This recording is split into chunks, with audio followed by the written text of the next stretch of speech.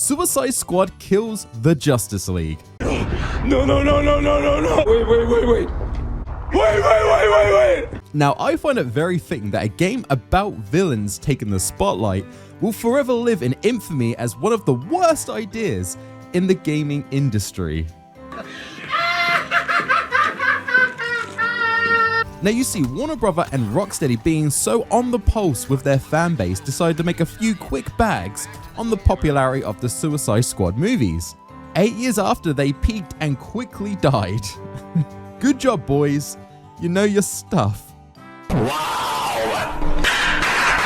But don't worry, this isn't just your generic movie tying video game. This is Rocksteady's own personal take on the Suicide Squad in its own separate universe. Hang on. Sorry, it's a continuation of the Arkhamverse plot from their other games. Well, fuck.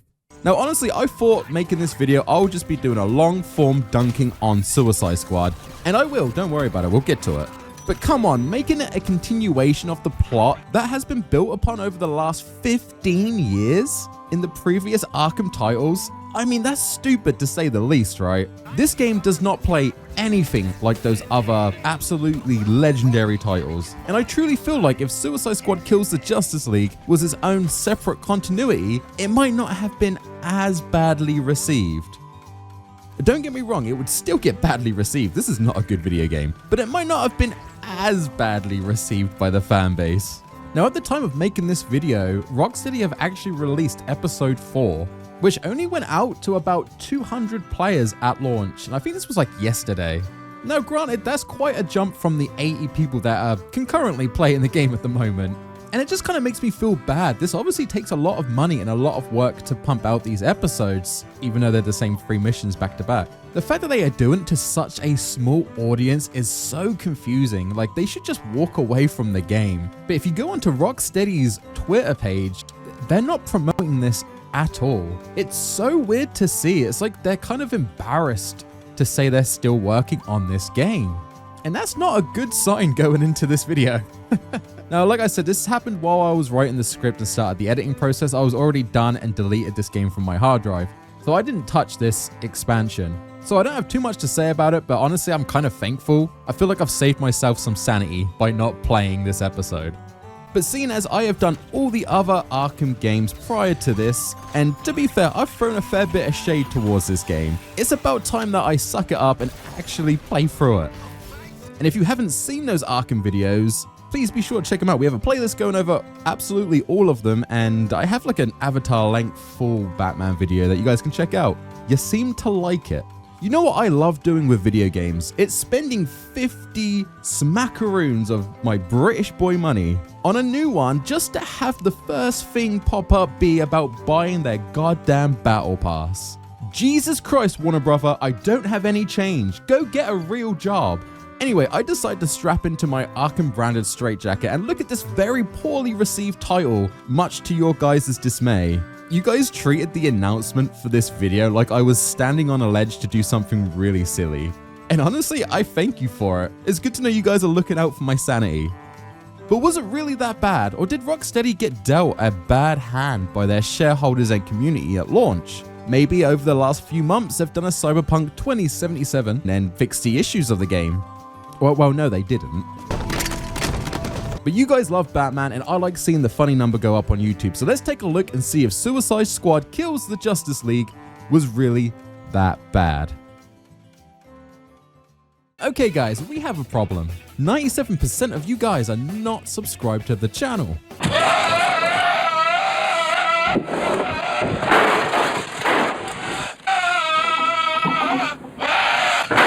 What's wrong? Don't you like me? Please keep in mind that if you find this video slightly above dumpster fire trash, you can seriously help support the channel by hitting the funny button that releases the good feeling in my brain. Yeah, that one, just right, yeah, just click it. Thank you so much. Now on to the video.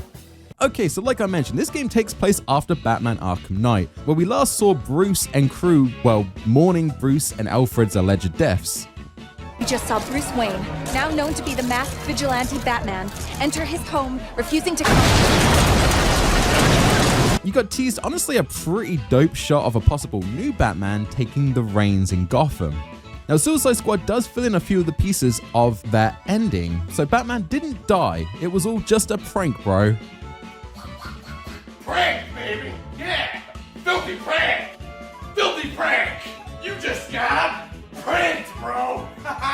So after everyone in Gotham found out that Batman was in fact Bruce Wayne, Bruce faked his death and spent a few years in the incognito tab, just for him to come back to take up the cowl once more, and honestly, nothing actually changed. It seems that secret identity didn't really need to be that secret, Bruce. But he comes back and joins forces with The Flash, Wonder Woman, Green Lantern, and of course Superman to create the Justice League. Oh, and that figure at the end of Arkham Knight, that was just Bruce using the Scarecrow fear toxin to try and keep Gotham in check while he was dead. And that's pretty much it. 5 years have passed and Brainiac joins the fray. It's so minor keeping these two stories connected.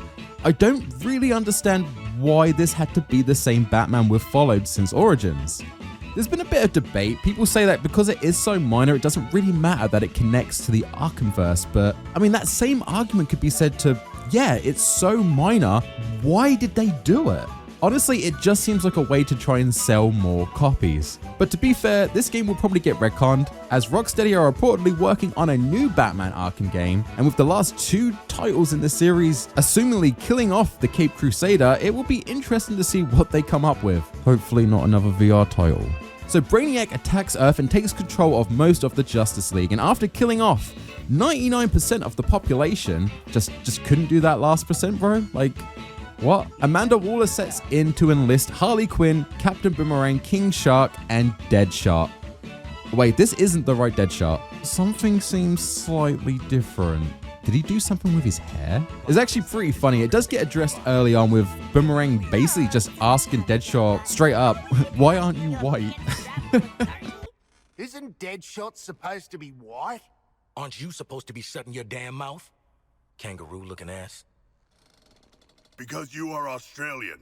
But the actual canon reason is that the Deadshot from the previous Arkham games was an imposter from Earth 2, and this is the actual Deadshot of Earth 1. What? Okay, so let's actually think about this for a second. So that means the multiverse tech that was created in this game had to exist way before that, and way before Lex Luthor even knew the multiverse was an actual thing. It's so dumb, but hey, they wanted to be like, look, it's the Deadshot from the movie. Look, we got Will Smith. It would have made more sense for this to be the Earth 2 Deadshot. I mean, this game already kind of shits on the Arkhamverse story, telling us that the Deadshot we've been fighting over all these years is not the real one. It's kind of a low blow, and surely Batman would have known he was an imposter at some point, right? His database is like flawless or something. He should have known. Anyway, so after helpfully enlisting themselves into the Suicide Squad, we are tasked with tracking down the Flash. And we get our first bit of gameplay, and honestly, the game feels pretty good, I'm not gonna lie. So you can jump between the anti-heroes on the fly, and when you're not playing as them in single player, not online, they're played by bots, but other people can come in and take those slots. Harleen Quinzel has the swing and grapple hook that feels probably the closest to the Arkham games that you'll get here. It's not one-to-one, but it's kind of close. It would feel somewhat familiar if you rock Harley Quinn for this playthrough. Deadshot can use almost any weapon in the game, and he flies around on a very low-tech jetpack. King Shark is your tanky carry who will Mario jump everywhere. And my absolute favorite, Captain Boomerang. Once he gets hold of some speed force, he can zip around like he's Minato from Naruto or something. It feels so fluid and great, and was the most fun for me. I tried out all the characters, and I found them all kind of fun in their own right. The only one lacking for me was King Shark, but I don't really like playing tanky characters, so that's personal opinion. I've seen a lot of people say they actually like him. And the open world, Rocksteady knows how to make an open world and how to explore it in the most fun way possible. Generally, a lot of the time when I was playing this game, I had like nostalgic Crackdown vibes. And if I'm honest, kind of the whole structure of the game feels like an original Crackdown. To just jumping around the city, to the mission structure being kind of not relevant to the plot at all, and kind of busy work. But this time around, it's more of a playground than a vehicle you use to progress the plot like in the Arkham games. The downside to this is that unfortunately this playground only has like one slide and a broken swing, because you have to keep doing the same 3 missions over and over and over and over again. Within the first hour of Suicide Squad, you've pretty much seen the entire formula for the next 100 hours of game time. The structure is so bare bones and mind-numbingly boring sometimes. I found myself checking out mentally most of the time while doing the side stuff. And if you haven't played this game, you're probably thinking, Ty, why are you playing the side stuff if you find it boring? Just do the main plot. You have to play the side missions to progress the plot. And it's bad in the base game, where it's actually not as bad as it is in the end game. I don't understand this mechanic. The challenge isn't the difficulty or the boss fights in Suicide Squad, it's fighting the urge to reach for your gun. I don't know, it felt more like I was doing chores than playing a fun video game. But Rocksteady are lucky because they have some goddamn good writing. The only reason I made it as far as I did in this game is honestly the script. It's up there like the Arkham games. I just can't get used to you two working together. Crisis does make for strange bedfellows. Don't say that. You know, I will bring you to heel one day. You'll try. No. For now, back to work. Bring me enough promethium and I'll show Task Force X where they can slip through the veil between worlds. Please stop. Please don't. Luther, out. Get it done. Phew, I need a smoke. And I need more therapy. The family you choose. Together, you'll be formidable. That's something you taught me, son. Keep it together, Shark. Sharko, are you crying? I have a complicated relationship with my father. Join the club, man. You and me both, Haven't you Sharky. mind? Me too, actually. Actually, thinking about it, it's just King Shark delivering the comedy in this game. He is the best part, hands down. Love this guy. Sorry, I kind of went off on a tangent there. All right, back to the story. So after finding the Flash and him getting his ass handed to him by a brainwashed Green Lantern, we take him to a museum where we get some Batman Arkham lore, which basically fills in the gaps between Knight and Suicide Squad. And it's one of my favorite segments. Having Batman hunting you down and killing anyone that stands in his way is pretty bone-chilling. This is what I was excited to see coming into Suicide Squad, was the evil Justice League, and Batman does not disappoint. Whereas the other members tend to just be a bit more trash talky, Batman just straight up is killing people left, right, and center like it's his hobby.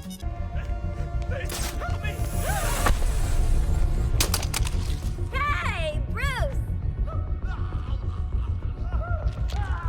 Still using shadows to scare the crap out of us criminals, huh?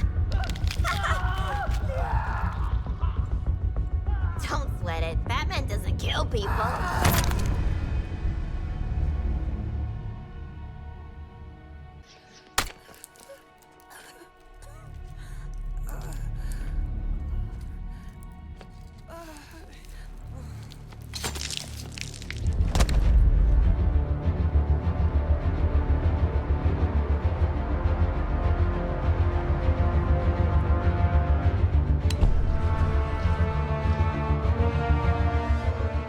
Joker would be proud.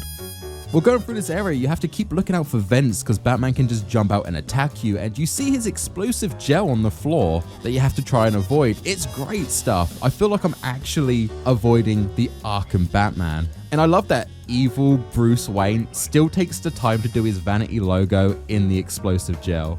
That's great. Later on, he even uses his voice changer he got in Arkham Knight to pretend to be Harley to trick some of the squad. Deadshot. Bats is all over you like egg on an all-beef patty. Switch your target to this vent. Wait, that ain't me! Deadshot! It's his vocal harmonizer or whatever! He can't hear you, Quinzel. Generally, it is great stuff, and hearing my boy Kevin Conroy again doing a more cold and dark Batman is an absolute treat. And it does suck that this was his last role before his passing, but Hey guys, Editor Ty here. Sorry to pause the video, but I just looked up that Kevin Conroy actually did a couple more Batman roles before his unfortunate passing, so I'm just glad this wasn't his last acting gig in the series. Just want to throw that out there. Back to the video. Man, he does give it his all. Like, honestly, it almost makes the £50 price tag worth it in my eyes just to experience this version of Batman. No, not a threat at all. Still, let their corpses strike fear into those who'd resist.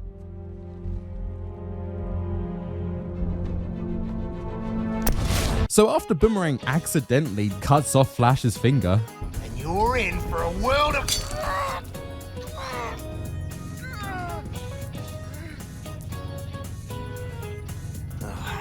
shit.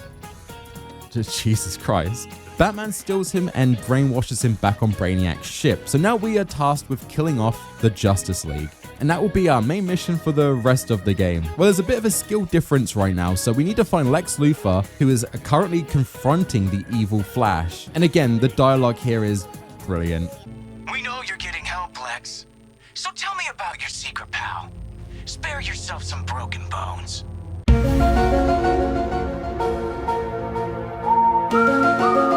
Take the shot already! That's the Flash? You might as well post him the bullet.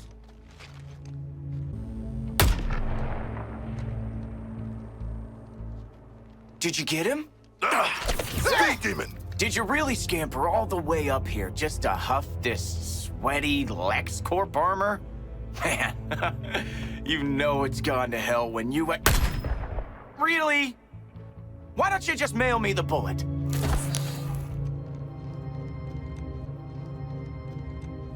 Right now, we're still not ready to take out the Justice League, so the Flash kind of toys with us and steals Boomerang's clothes. Is it just Boomerang, or should I have played Harley in this segment? I don't get the criticisms that people said this wasn't Rocksteady's best writing or didn't have their comedic twist on the DC universe. I think it's right there. Unfortunately, the game just doesn't deliver at the same caliber. The Flash kills off Luthor, and just before he can do the same to Task Force X, Wonder Woman jumps in to save the day, as she's the only League member still sane at this point. But she's a little bit bitchy. How about a team up?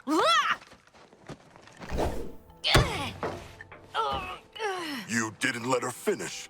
We should team up. Wonder Woman next day delivers us to Lois Lane, and we have a trip to Earth 2, an Earth that's already lost the battle versus Brainiac, and it's here where we rescue that Earth's Lex Luthor and take him back to Earth 1. Now that we've partnered up with Lex Luthor, we can use his help to create weapons to take out the Justice League, especially Superman.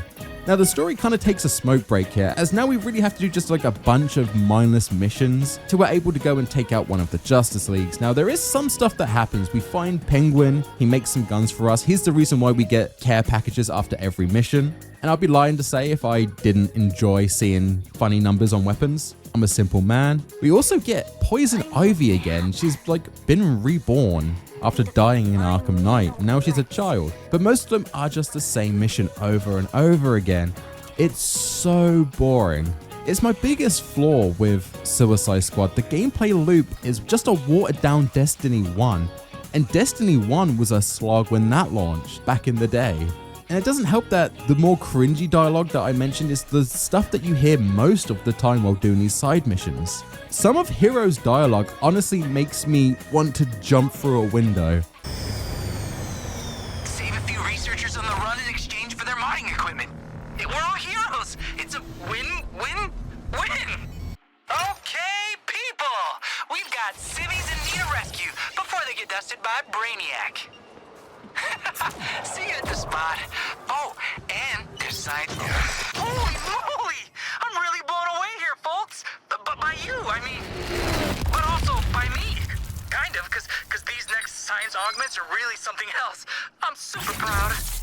With all of these, you're really gonna have a leg up on those aliens. And honestly, anybody else who messes with you, go kick butt. Screw the fear toxin. You could honestly take over the world by just repeating Hero's dialogue over and over again. It's pure torture. But there is a silver lining here. The boss fights are actually really fun. Green Lantern has you destroying his green objects he's spawned in to remove his shield so you can wail on him. And the Flash has you having to counter his moves to knock him out with the Speed Force so then you can take him out. It sounds basic, but these fights are quite long and generally really fun to play. Anyway, after taking out Green Lantern, it temporarily breaks Brainiac's shield on his ship. Waller, not wasting any time, decides to call in her 25 kill streak and nuke that thing. Unfortunately, Superman's there to stop it. King Shark then decides to be a Green Lantern for a hot sec to destroy the shield.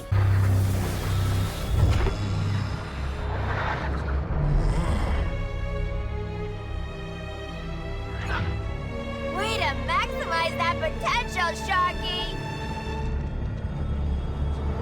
Which is odd, right? Don't you have to be like a good person or Ryan Reynolds to become a Green Lantern? Killer Shark is a villain, right? I'm not sure how that works. Before we can dive into that, Wonder Woman and Superman have started a next level fight and I assume must wipe out the last 1% of the population. People are not surviving this shit. It's here where Waller gets hurt and we have to escort her back to the Justice League headquarters. And man, she is so annoying. She does not stop bitching the entire ride. Don't just stand there! Help me! You want this to be where you take your last breath? No? Then help me. I only need one of you. Task Force X! I said now! And it doesn't help that after this section, we have a cutscene that aggravated me to no end. When Wonder Woman is getting absolutely skill diffed by Superman, Task Force X just stands around like idiots, watching it happen, looking like they might chime in to save the day, but they don't. It pissed me off so much, and then you have Waller in the background screaming at them. It isn't until right at the last second that someone throws a can at Superman, just when Wonder Woman dies. They had so many opportunities that could have affected this outcome and made the difference if they chose to, but they just didn't. And it's so odd because it's established that Harley is a big fangirl of Wonder Woman's. Like, she's the only one that really like massively mourns her death. But we shed a tear for Wonder Woman and we set off to fight the big bad man.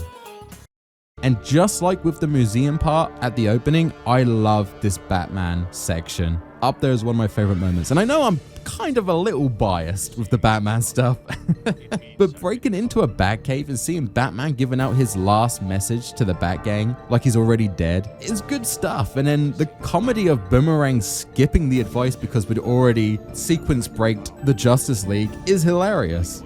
Green Lantern once told me that their rings are powered by the will of the user. Interestingly, I found that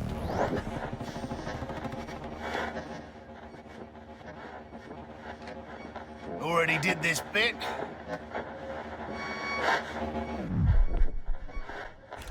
The Batman does show off that insane ego one last time. me. There is no anti-Batman device. Ah, rats. Well, it was worth a shot. Oh boy, Bruce. You are gonna have egg on your face in the next 10 minutes.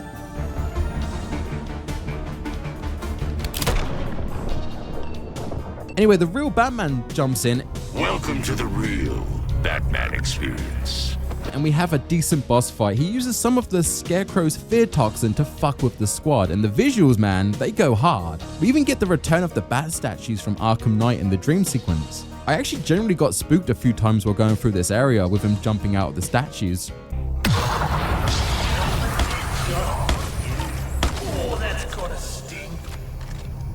Honestly, looking like the Batman we saw at the end of Arkham Knight. It's here where he starts fucking with the squad, pretending to be Harley, telling Deadshot he needs to go to a different vent, which gets him caught. It's really good. The actual fight is a spectacle as well. You fight a giant fear toxin Batman. It looks so good. Honestly, congrats to Rocksteady. They really did improve their boss fight since Arkham Asylum. I will never wash that taste of Titan Joker out my mouth. But we defeat Batman, and Harley Quinn gets a little bit of her own revenge. That shoe's on the other bat foot, ain't it? Ain't it, Bats? Gosh, he's really heavy. No, nobody help me. Honestly, it's fair. I might have done this a few times to Harley back in the previous games. But before we close the final chapter of Batman in this story, again, I really want to give some major props to Kevin Conroy. He is some insane talent. And though he has given us some stellar content in his roles throughout the many years he's been doing it, it is truly a darker world without him. And I'm just thankful this isn't his last appearance in the Batman universe. Honestly, guys, I am so thankful. And here we are, the cutscene that pissed off the entire internet in one fell swoop. Batman being taken out by Harley, executioner style, on a random park bench. You think this would be a big deal, but this scene is actually just nothing. I mean, it's a crap way to go out for Batman, but it doesn't even really feel like a victory for Harley, and Superman just turns up and steals the show almost instantly after this happens. Look, I'm not surprised they killed off the Batman in this game because, well, the clue was in the title, but it does suck that this was the canon ending for the Batman we have followed for all these years. I honestly feel like even the Arkham Joker would be pissed at this climax for this character. Anyway, with the help of Luthor, the game is prepped and ready to take on Superman with some honestly tacky looking kryptonite bling. What is this shit? The fight is pretty good, like all the other bosses. You have to dodge his signature moves like his frost breath, his lasers, him pulling the sun down. I think he pulls the sun down or he either like moves the planet so it's daytime. We defeat him, but before the squad can celebrate, Brainiac decides to make his appearance. Voiced by Jason Isaacs, and he does an excellent job, man. Like, this guy has a buttery smooth voice. Celebrating before the game is over? How human of you. Don't you know this is my game? I make the rules. Yes, you know who I am. Second level intellect. Fight or flight. I'm not letting you do either just yet. I want to show you what happens next. It was good to see him doing something that wasn't Alfred in the Batman verse for a change. He's done it a few times. I mean, that's a point as well. Where the fuck is Alfred? It's never brought up, and though it might be a plot point in later seasons, I think Rocksteady teased there's gonna be a Batman themed season later on, so maybe he'll pop up then, but I just assume he actually died at the end of night. Anyway, we need to go and take out Brainiac. So we head to Earth 2, and after more boring side missions, guys, I was truly burnt out by this point. We finally get to fight the big bad, the guy that almost took over the world, the man himself who single-handedly took out the majority of the Justice League. I cannot wait to see what this boss fight will be like. I'm sure, given the track record in this game, is going to be something it's the Flash boss fight again. Oh, you guys are on a good streak. Why did you drop the ball now? Once you defeat Brainiac, it's revealed that we need to take him out in all the other worlds. So there's 13 versions of Brainiac that needs to be defeated till we can class the battle as one. And these get released in every new episode. I think we're at episode 4 or 5 now. So they were planning a long game. But man, I got to episode 2 before I decided to stop playing the game. And the Brainiacs I thought was this one. It just plays like the Flash boss fight. One that played exactly like the Green Lantern boss fight. And of course, one that played like the Superman boss fight. These final bosses, these climax segments to a game are rematches. It's so shit. You know what? Titan Joker, you don't look too bad now, mate. And honestly, this is my overall problem with this game. It's just the same thing over and over again. The game feels like you need to bang your head against a wall to progress, but every time you get through it, there's another wall behind it.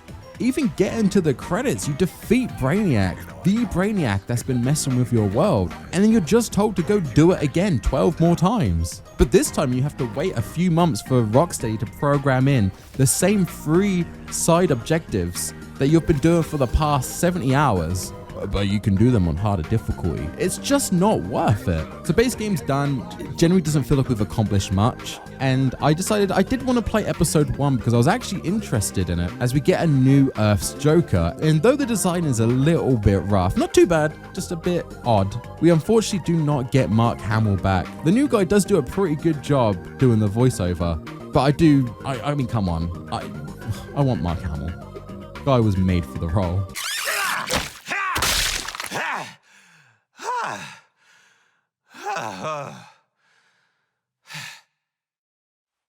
Wait, at least buy me dinner first.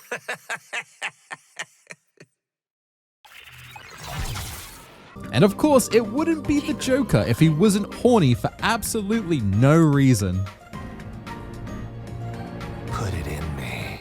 Oh, mate, bloody hell. Now you've just made it weird. But with a new Joker in the Arkhamverse, nothing ever gets said. It's so weird. This was the Harley Quinn that we have been clashing with over 15 years. The one that lost and mourned the Joker.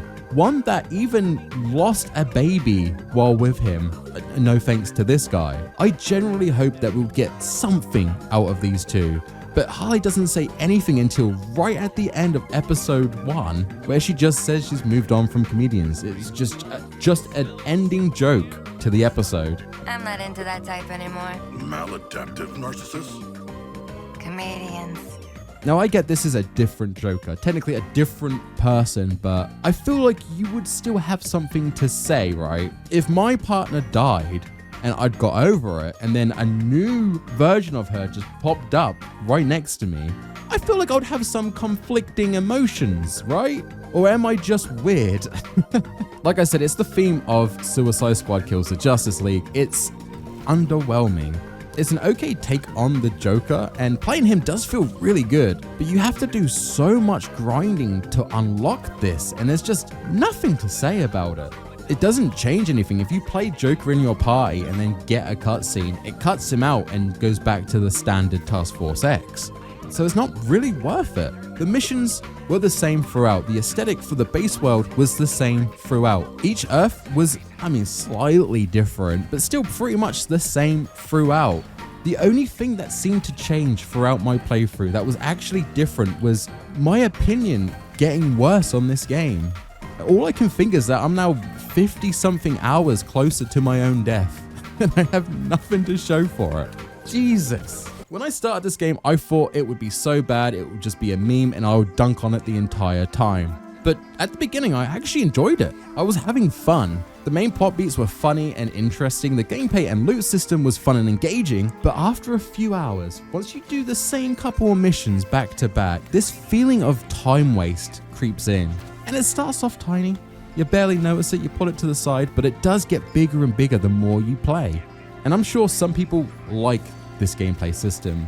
I did at one point. I actually done a lot in Destiny 1, and gearing up to do some late game raids with my friends was a fun experience, back when it was a new type of game. But now I just can't stomach it anymore. So maybe the game's not made for me. I'm not saying this is just a bad game, no one enjoys this. There is still a committed fan base playing this game. I've done a bit of online play, and people were still rocking around in Suicide Squad. I even managed to do some level 20 difficulty missions.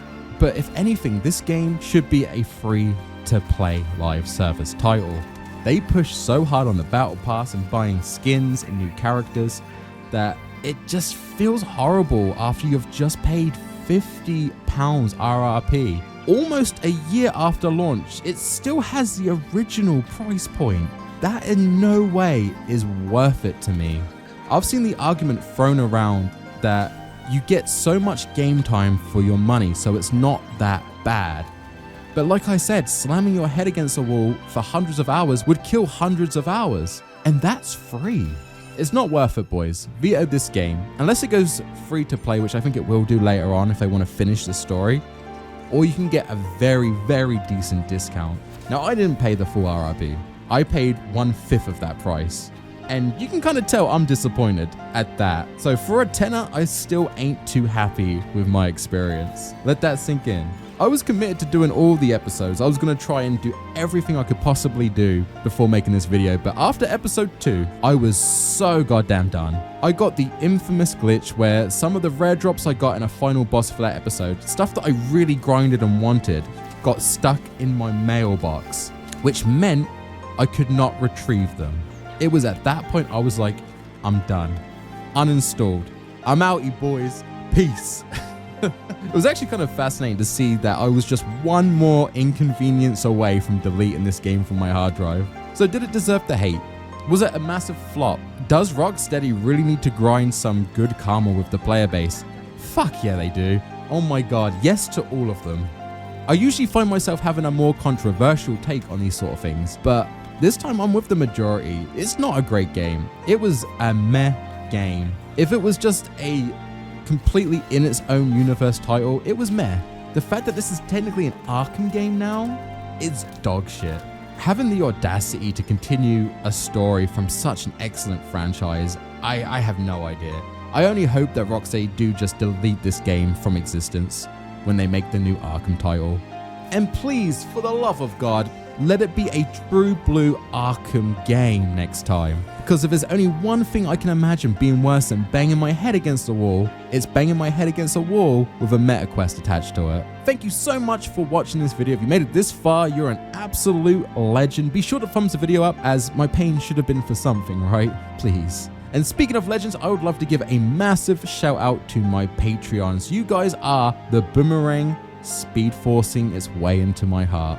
Massive thanks to Ali Tato, Pit Stab, The Shane 209, and Chris Spicer. You guys are amazing. If you too would like to support me, please be sure to check out my Patreon on screen right now. We post updates quite frequently on upcoming projects, and it's the easiest way to get a hold of me personally if you have any questions or critiques. Now, I'm not too sure what my next project will be, but honestly, I highly doubt it will be as much of a snorefest as Suicide Squad kills the Justice League. So until then, have a great night and stay safe out there, viewer. Tie out. Peace.